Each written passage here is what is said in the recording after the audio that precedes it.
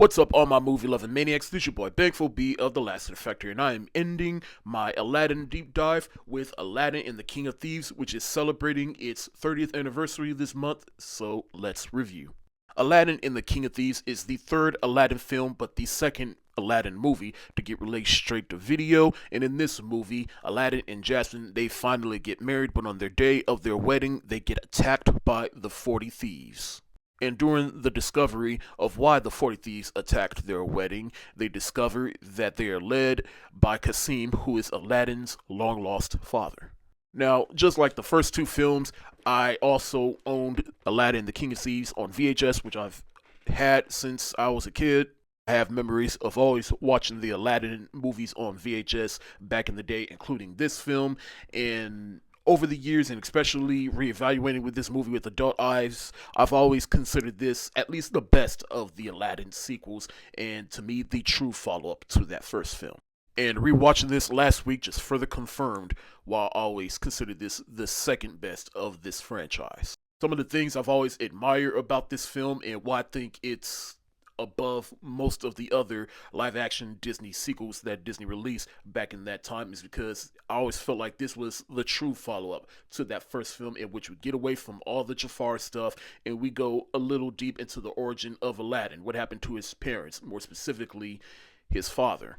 In fact, reevaluating this movie, think of Return of Jafar as just DLC for the first film, whereas with this movie, it felt like an actual follow-up to the first film in which people actually had a story that they wanted to tell with these characters. Granted, that's due in part because the Aladdin as a franchise, it is based off of the Arabian Nights story, so I guess this particular movie, it is based off of one of those stories. But also, this movie, it also serves as basically the series finale of the Aladdin cartoon from back in the 90s. Now let's talk about some of the characters and the voice actors, because a majority of all the voice actors, they do return to voice these characters, including Robin Williams, who does return to voice the genie in this movie, unlike the voice of Homer Simpson in the last film. But I guess around this point, Robin Williams, he settled everything that he was going through with Disney and offered to return for this third and final sequel for Aladdin. And just from the first song and just the first 5 minutes of this movie alone, it's like the vibe changed from Return of the Jedi. It's like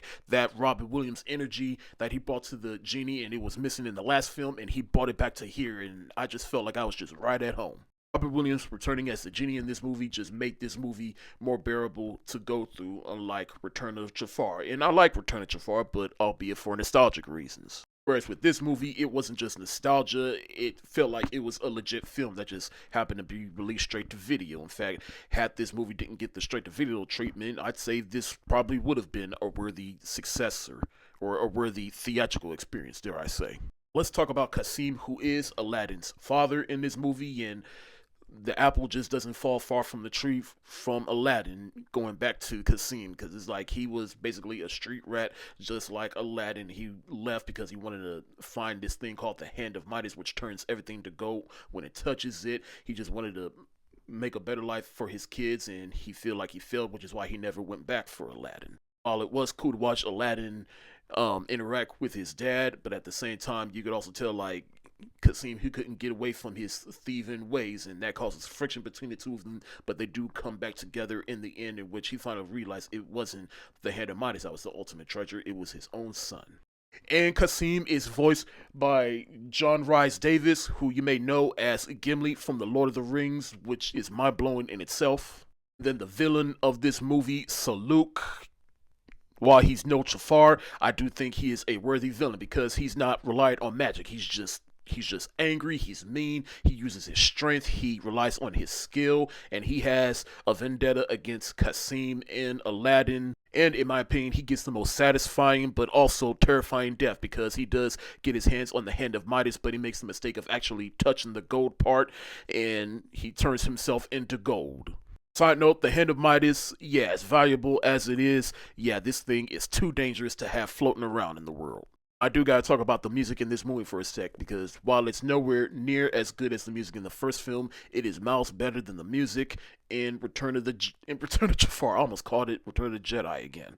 There's a party here in Agrabah, which is mainly performed by Robert Williams, and that was a good little song to massage you into the movie, and it's there on par with the music in the first film. But then you also got the duet between Aladdin and Jasmine called Out of Thin Air, where he talks about how rough his childhood is, and Jasmine pretty much inspired him that he should go find his father. I think that's one of the better songs. Then you got the villain song with, well, you got two villain songs in this movie. You got Welcome to the 40 Things and Are You In or Out? The Genie has a song called Father and Son, which is perfect for those two particular characters. And then, of course, I just love how this movie ends with a reprise of Arabian Nights, which is a good way to bookend this trilogy.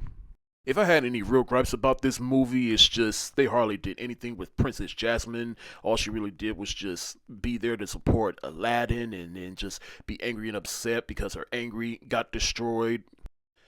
As not good as Fortuna Jafar was, I do think they did some good character things with the Iago character, and I feel like in this movie they kind of undo that by making him go with Kasim and trying to get the ultimate treasure, and just feels like an ultimate portrayal of his development in the last movie, and then to still portray all his friends.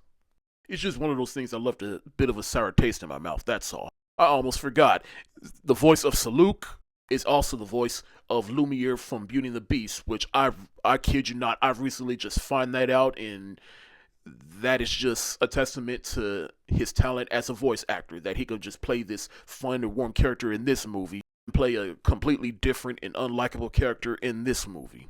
But anyways, Aladdin and the King of Thieves, I'd say still holds up, and again, not as good as the first film, but I do think it is miles better than Return of Jafar and a worthy sequel to that first film because of the world building it does, the character development it does, and it was a good way to bookend this trilogy.